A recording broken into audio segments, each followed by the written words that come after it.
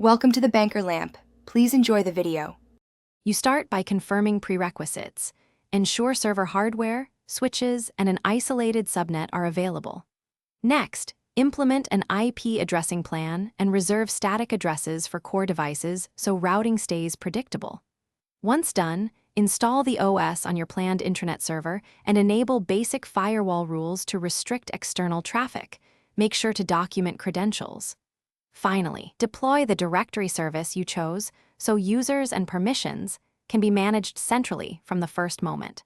You now configure core services, set up DHCP for dynamic clients but reserve static blocks for servers, and implement DNS records for intranet names so applications resolve reliably.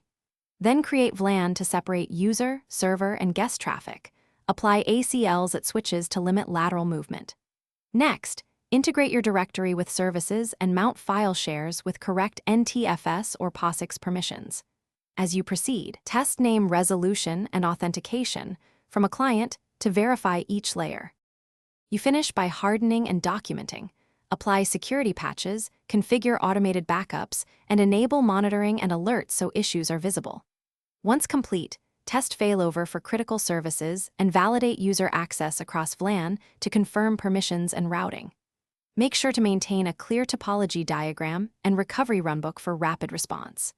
If things go wrong, start by isolating the faulty segment, review recent changes, and roll back configuration snapshots to a known good state while logging findings.